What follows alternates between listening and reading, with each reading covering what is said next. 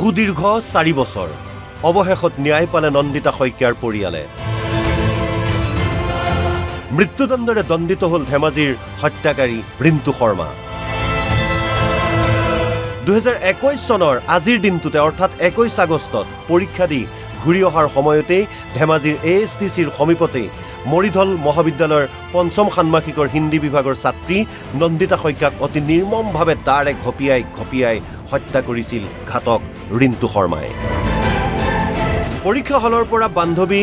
কাশ্মিনা দত্ত আৰু নন্দিতাক ঘৰলৈ লৈ গৈ আছিল কাশ্মিনাৰ পিতৃ দেৱ দত্তই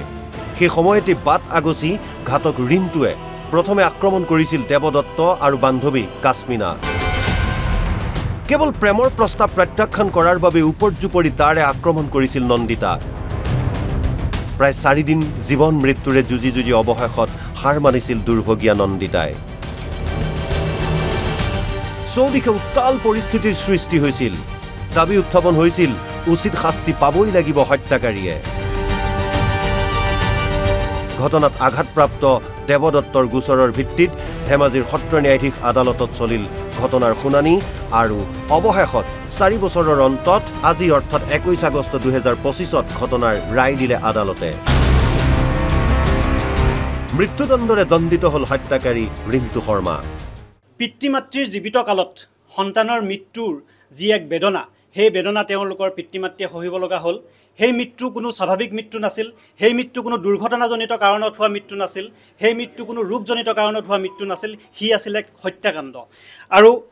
প্ৰচুৰ সম্ভাৱনাপূৰ্ণ মেধাৱী ছাত্ৰী নন্দিতা শইকীয়া আমাৰ মাজৰ পৰা চিৰবিদায় ল'লে আমি যিমান ইচ্ছা কৰিলেও তেওঁ পৰিয়ালৰ মানুহে যিমান ইচ্ছা কৰিলেও কোনো কালে কোনো দিনে তাইক আৰু উভতাই নাপায় যিহেতু অপৰাধ গম্ভীৰ গতিকে ইয়াৰ শাস্তি হ'ব লাগে গম্ভীৰ আৰু তাৰ পৰিণতিত আজি মাননীয় আদালতে চূড়ান্ত ৰায়দান কৰি ৰিণ্টু শৰ্মাক ভাৰতীয় দণ্ডবিধি আইনৰ 302ত মৃত্যুদণ্ডৰে দণ্ডিত কৰিছে ঢকুৱাখানাৰ নৱ কাঠৰবাৰী গাঁৱৰ নবীন শইকীয়াৰ দ্বিতীয় কন্যা আছিল নন্দিতা শইকীয়া ধেমাজিৰ ভাড়াঘৰত থাকি মৰিধল মহাবিদ্যালয়ত অধ্যয়ন কৰি আছিল দুৰ্ভগীয়া নন্দিতাই আদালতে দিয়া ৰায়ৰ পাছতে স্বাভাৱিকতে স্বস্তিৰ নিশ্বাস এৰিছে নন্দিতাৰ পিতৃ মাতৃয়ে আজি ইমান বছৰে অপেক্ষা ফল যে মিঠা হেতুকে অনুভৱ হৈছে আৰু আমাৰ নন্দিতা শইকীয়া ছোৱালীও যে ন্যায় পাইছে আত্মাই শান্তি পাইছে ফাঁচি অৰ্ডাৰ শুনি তাৰ কাৰণে আমি সকলোকে ধন্যবাদ জনাইছোঁ আৰু আমিও সুখী হৈছোঁ আজি নন্দিতা শইকীয়াই ন্যায় দিছে মই নন্দিতা শইকীয়া মাক আৰু ন্যায়ালয়ে যি প্ৰদান কৰিছে তাত আমি সন্তোষ হৈছোঁ আমি চৰকাৰলৈও ধন্যবাদ জনাইছোঁ অধিবক্তাসকললৈও ধন্যবাদ জনাইছোঁ যাতে আৰু এনেকুৱা ঘটনা নহয় তেখেতলোকে এই ন্যায় দিছে তাতে আমি সুখী হৈছোঁ কন্যা নন্দিতাক আজি বাৰুকৈয়ে মনত পৰিছে পিতৃৰ সেয়ে ফটোখনতে হাত বুলাই স্মৰণ কৰিছে জীয়ৰী ইফালে চকুৰ সন্মুখতে ঘটি যোৱা ঘটনাটোত কোনোমতে প্ৰাণ ৰক্ষা পৰা বান্ধৱী কাশ্মিনা দত্ত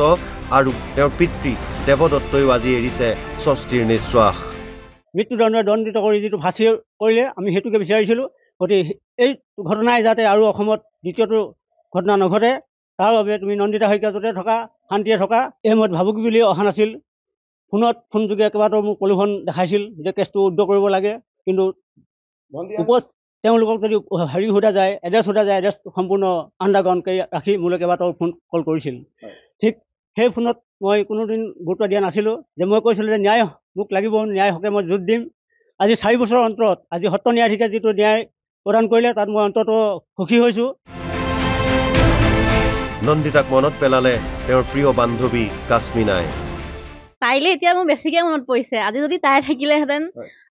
সি যোনখিনি অত্যাচাৰ কৰিছিলে আমি হোষ্টেলত থাকোঁতে তাই লগত নাছিলোঁ যদিও আমি গম পাইছিলোঁ যে সি কেনেকুৱা কৰিছিলে হয়তো মানে আজি যদি তাই থাকিলেহেঁতেন হয়তো তাই চাগে আজি মোক সেই আগগতে ক'লেহিহেঁতেন আজি মই জিকিলোঁ বুলি কিন্তু এতিয়া তাই নাই মোৰ আজি তাইলেহে মনত পৰিছে বেছিকৈ সুখী বহুত হৈছোঁ যে এনেকুৱা এটা ন্যায় পাইছোঁ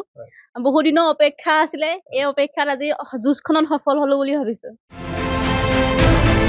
ধেমাজিৰ পৰা জিতু শইকীয়া আৰু ঢকুৱাখানাৰ পৰা প্ৰাঞ্জল দত্তৰ ৰিপৰ্ট NB নিউজ